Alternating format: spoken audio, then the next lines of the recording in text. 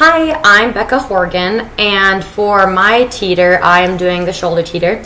My group number is N3, and I have a 60-year-old seamstress with right shoulder adhesive capsulitis phase 1. So the research article that I found is a case report titled Trigger Point Dry Needling as an Adjunct Treatment for a Patient with Adhesive Capsulitis of the Shoulder. So basically what they did for this patient was she was a 50-year-old woman, and she had been having adhesive capsulitis pain for quite some time now. And so she did 6 weeks of physical therapy for a total of 13 sessions. And for the first 2 sessions, they did a variety of treatment. They did just passive range of motion, which I'll show later, and then as well as cervical and thoracic manipulations. And so although the evidence has been shown to, if you use a cervical thoracic manipulation, that it has a positive effect on impingement in the shoulder. And although they didn't cite their evidence for using it for adhesive capsulitis, in this case they found that it worked for her and it helped decrease her pain and increase her range of motion. So I'm also going to demonstrate a cervical thoracic manipulation.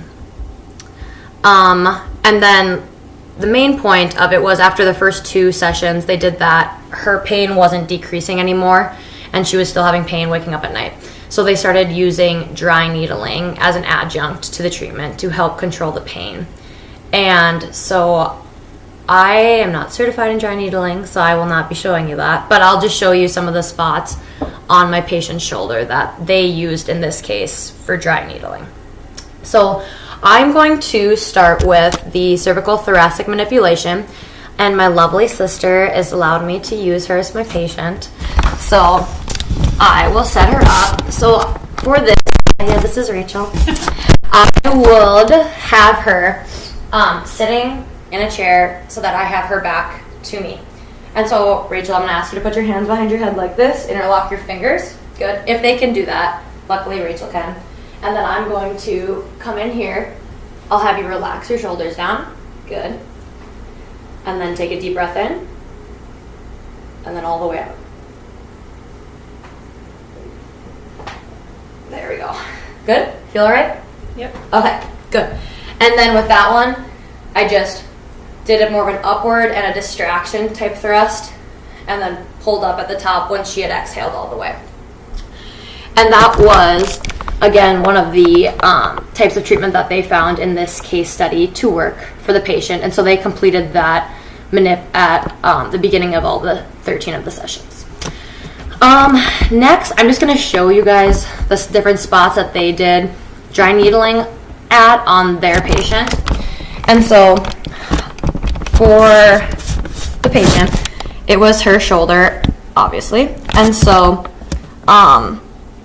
they did the levator scapulae, which is up at the top of the scapula. So they dry needled some of those points along the levator scapulae, as well as the upper trap, so up along here, and then as well as the posterior deltoid,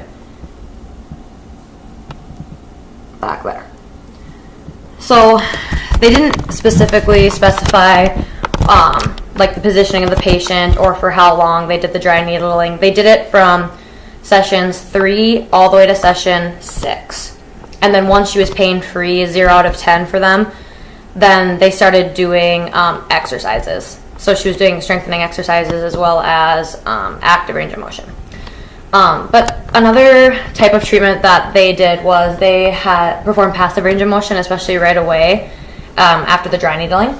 So I'm going to have Rachel hop up onto the table. On your back for me, please. And for video sakes, I'm just going to set this off. Okay, thank you.